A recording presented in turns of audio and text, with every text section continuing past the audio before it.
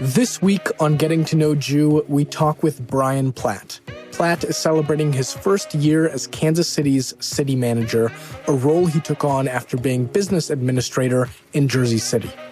Since his arrival, he's successfully dealt with a $70 million budget shortfall and is working to set Kansas City on a more sustainable and equitable path. Brian, welcome to the podcast. Thank you for having me.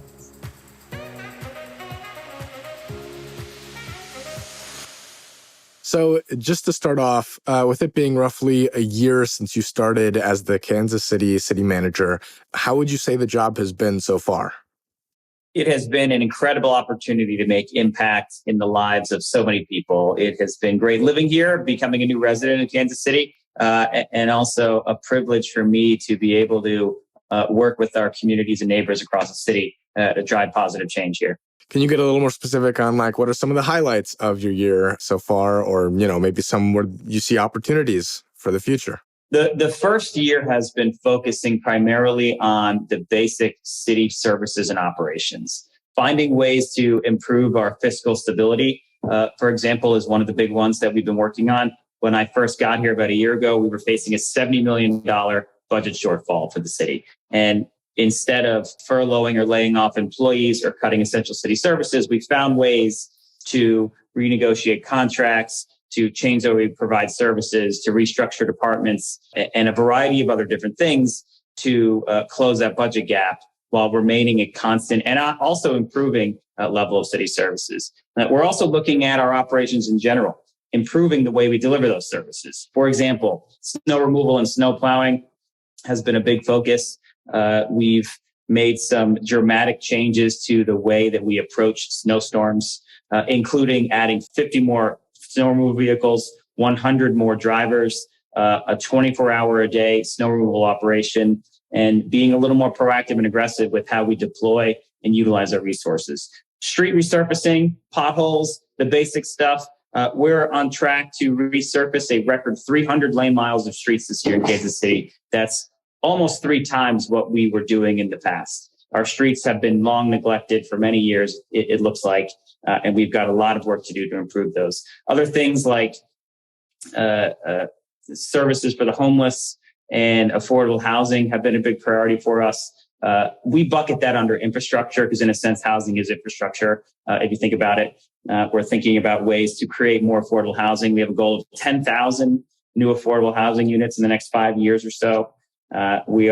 It's a big, bold, and aggressive goal for us, but it's crucial that if we're going to make sure that people of the city are not overly burdened by their housing costs, we need to have a large supply of affordable housing ready and available. One of the big highlights of that actually is a couple weeks ago, the city moved forward with the first of 2 hotels, converting the first of 2 hotels into different types of housing options. This first hotel will be converted into transitional housing. So basically, instead of a hotel room for rent, it's a housing unit, a single room housing unit for those that are homeless or at the lowest incomes, to help them get them back on their feet until they're ready to move on to the next thing. It provides a full suite of wraparound services. The second hotel is actually going to become affordable housing. It's going to be about 100, 110 rooms or so, ultra low rent. And again, a single room occupancy type style of unit, but there are people that just need a little bit of help and assistance and a little bit of breathing room when it comes to their housing costs. And this will help them find their way forward. We've got a lot of other ideas in the works there, including an upcoming RFP for 3,000 vacant city-owned lots that we're going to be selling for $1. We gave it a shot a few months ago, needed to tweak it a little bit, which it happens in city government. You have to sort of go back to things like this every once in a while. But 3,000 city-owned lots, most of them are vacant, selling them for $1, provided that the new owners build affordable housing on those pieces of property. So those are some of the highlights. I mean, but the list, the funniest challenge that I've had this entire year has been, when we were thinking about the year in review, how to make the list of priorities and highlights for us. The list was so long. It was a great problem to have that we've just done so much, and yet feeling like we've got so much more to do. So I'd love to dive in a little bit more on some of the plans for affordable housing and use that to get more of an inside view of like how your brain works, sort of on the job, that kind of thing. You gave an interview to one paper where part of the plan you talked about is to get developers to build more single family affordable housing. And I was kind of curious if you can explain why, because so often when I hear about affordable housing efforts, there's a lot of activism to have more multifamily housing, like apartment complexes, which can house a lot more people on a smaller piece of land and presumably be cheaper per unit. Single family zoning also has a pretty racist history of being used to keep out and price out people of color. So why focus on the single family housing versus multifamily housing? Yeah, one of the things often left out of the affordable housing conversation is actually single family homes, and also those single family homes for ownership. The best way to get people out of that housing burden cycle is for them to build equity in their lives and with their homes. And owning their home is crucial for that. What we hope with this RFP for the 3,000 vacant city-owned parcels is that these homes will be for ownership, some sort of lease-to-own model where those with the lowest incomes will also then be able to own their home. That is really a phenomenal way to transform and reverse the cycle that we've seen in this community. But we need affordable housing in all types of housing. It can't just be 1 and 2 bedroom apartments in high-rise buildings. It can't just be single family homes. It's got to be all the things. We've got to have options available everywhere. And, good, interesting point about the single family issues with pricing out certain people. And that's why we're going to put rent restrictions and income restrictions on the properties that we sell for $1. You're getting land for $1, which in many parts of town, land could be $50,000 to $100,000. I mean, that's a big incentive on its own. And we're going to also subsidize some of the site preparation costs if needed. Some of these properties are vacant and city-owned for a reason.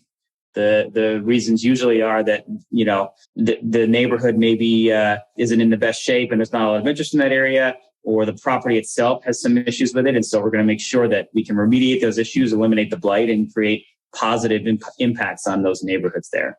So another question I wanted to ask about, I understand this is a little bit contentious at the moment, but how do you figure out the line on affordability? Because if affordability means like housing geared towards families earning $50,000 annually, how many families are you maybe leaving out who earn a lot less than that? Even affordable at that level might not be affordable enough for many. And I know several cities have struggled with how to manage that. So when you're balancing those things, like how are you approaching something like that? It's a hard question. And it varies even by city in the region and in the country. Affordability means something different from where I'm coming from in New Jersey compared to Kansas City and even the rural areas of Missouri. You're totally right about that. And so we've got to find ways to have affordable housing in all of the income ranges and spectrums. It's not so easy because obviously wood is not cheaper in a home that gets less rent. The costs of building those homes are still the same.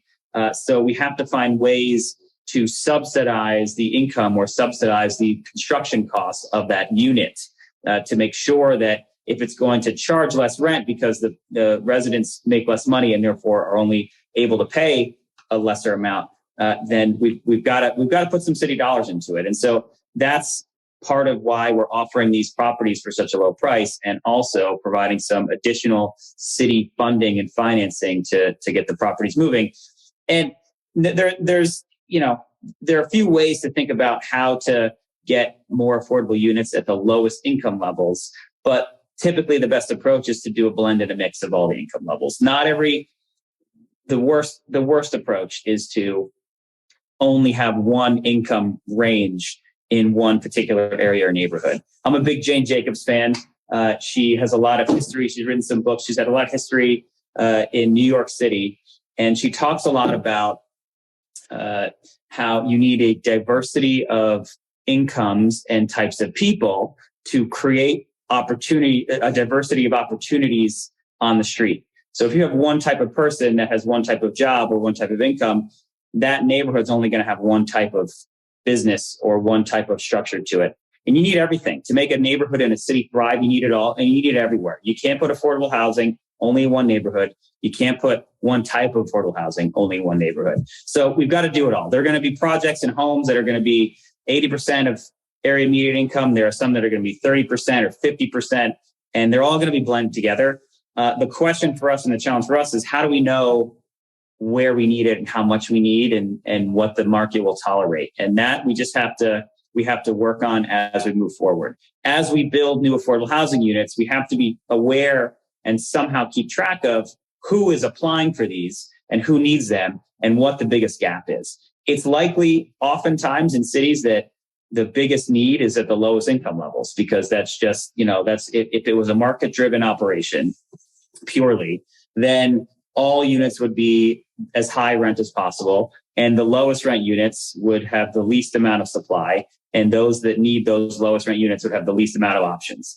So we definitely have to focus on those lower areas, but we cannot sacrifice the lowest for those in the middle areas as well. So we've got to do it all. So also following up on, you've mentioned the vacant city lots that the city is going to sort of sell for $1 and that.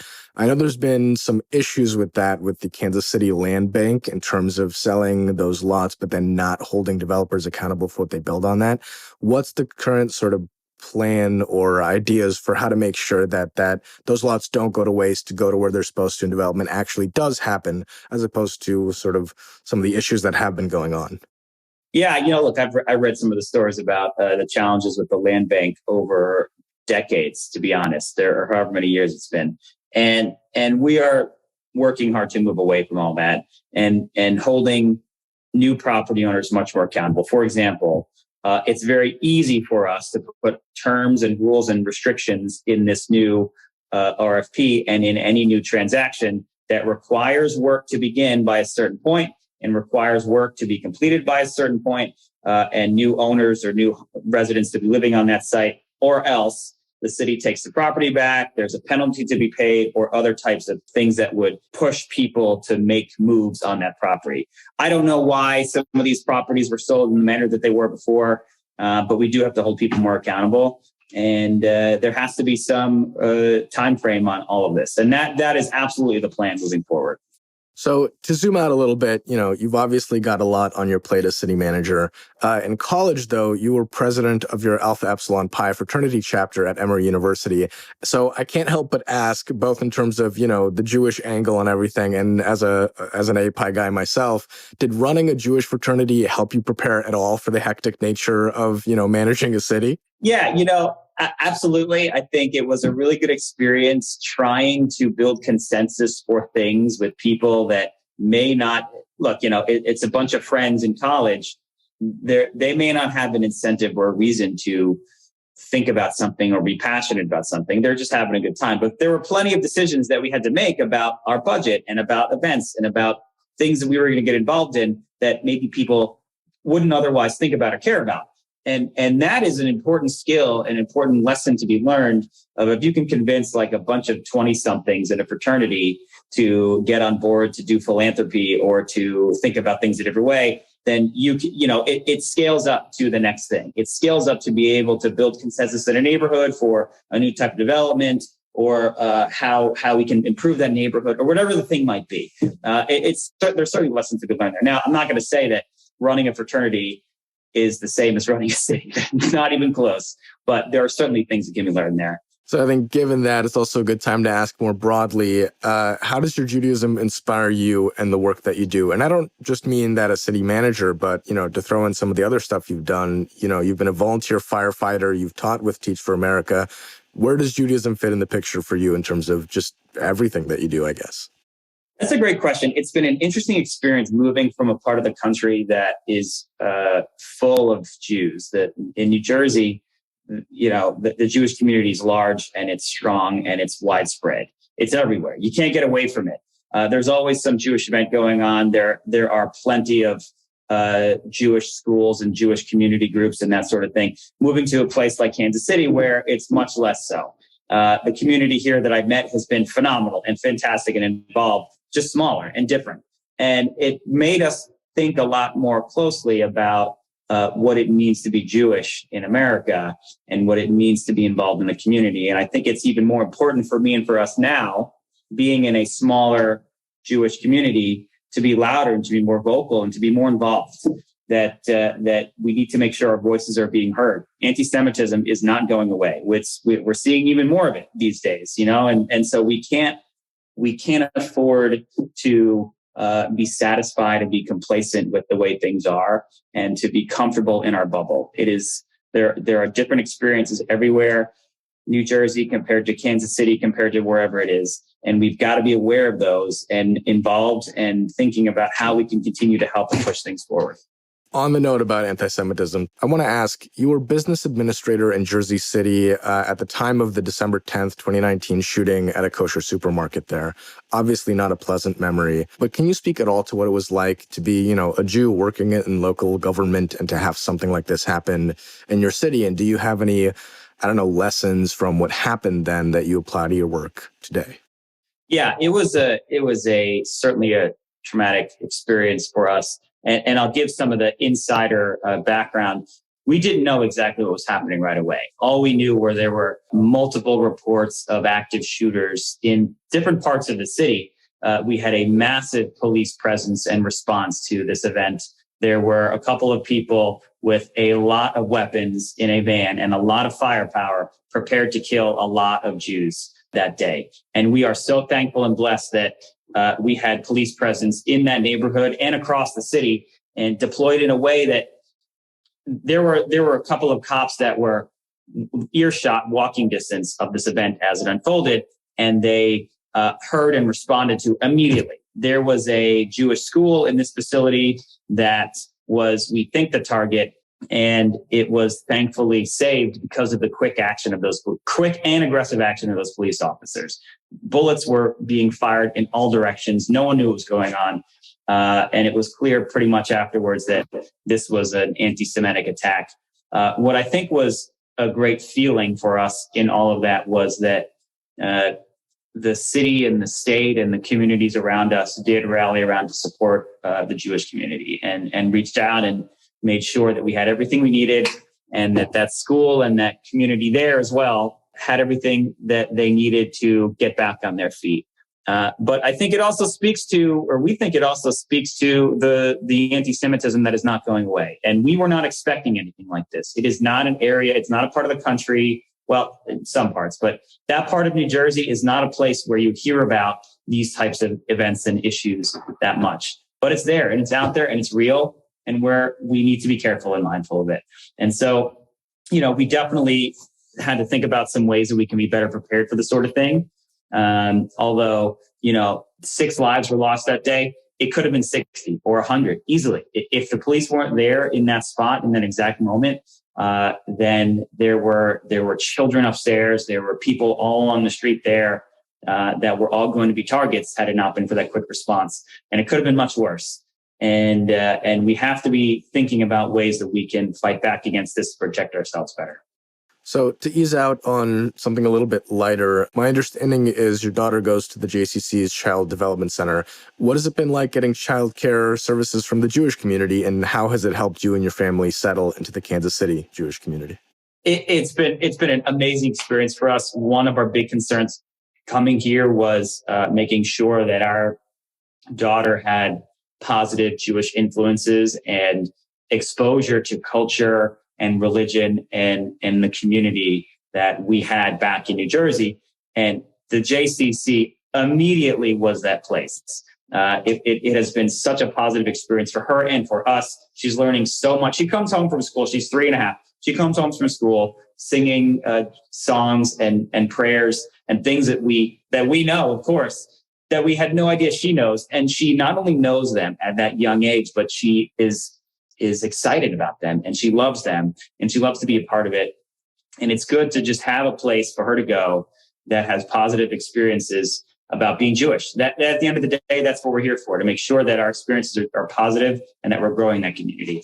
I also wanted to actually ask back to the city manager job for a moment. Under your direction, the Kansas City Aviation Department is doing a study on building a solar farm at the Kansas City International Airport. First of all, very cool. Why'd you decide to make this one of your projects? Why a solar farm? Say more about where this came from. So one of the things that I've noticed about Kansas City is the biggest opportunity that we have here and the biggest resource that we have is our land. There is so much open land here. And for whatever reason, I look out of my windows at City Hall here in downtown, and I see very tall skyscrapers, but also surface parking lots and sometimes grass and just dirt. And this is an opportunity to build things. It's an opportunity to bring new jobs, new resources, new whatever it is the community wants into different places. And the airport is another opportunity. We've got the airport property itself is about 11,000 acres. We've got about 4,000 or 5,000 acres of unused, undeveloped land that is otherwise unusable and undevelopable just because of the location. No one's going to want to live in an apartment that is right under the flight path for a runway. And no one's going to build anything that's more than one story or so on that site, no matter what it is, just because of all the rules and regulations in that area. And so we've been thinking about what are our biggest challenges and concerns and needs as a city. One of the things that comes to mind is about a year ago, February of this year, we had brownouts and blackouts in the Kansas City region because of weather issues in Texas. And so we've been thinking a lot about energy resiliency and energy independence in a sense. And I know you hear about that a lot at the national level, but it makes sense for us too.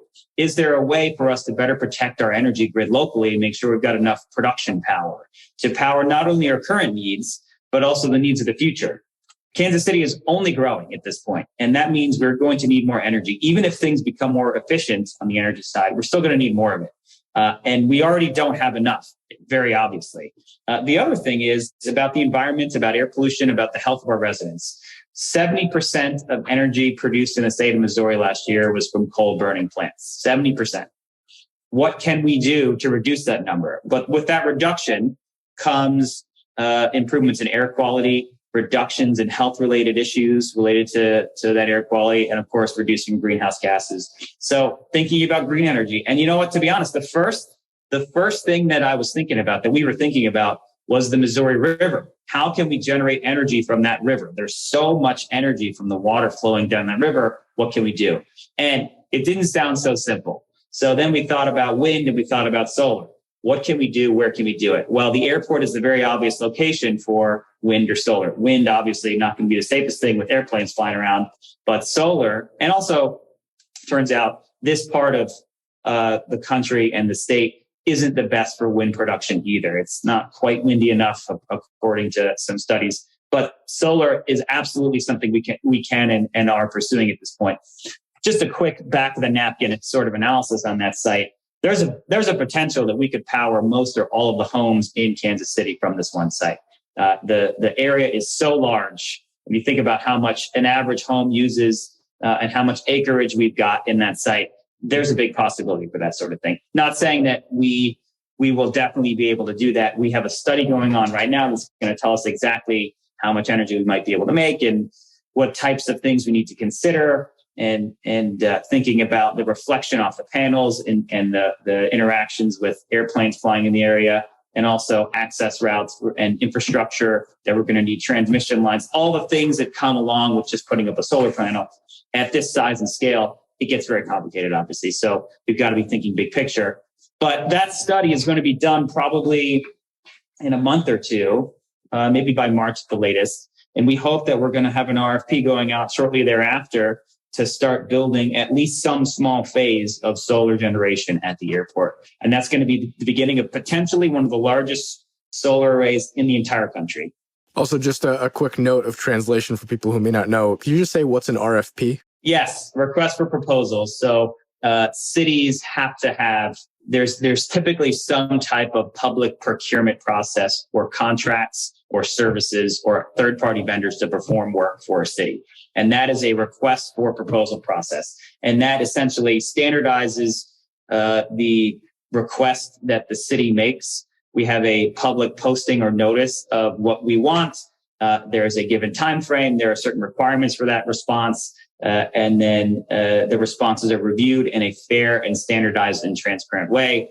Those contracts usually get approved by the governing body, the city council, in our case. But there are sometimes exceptions for that for whatever reason. But for the most part, it makes sure that it's not just the city manager or the mayor or council member signing contracts behind closed doors without anyone knowing about it. We try to make sure we keep it fair, but also it helps us get the best deal and the best price for things if we're publicly asking as many people as we can to send a bid and send a proposal, send a quote, whatever it is, to see what prices they would provide and what services they would provide for those prices.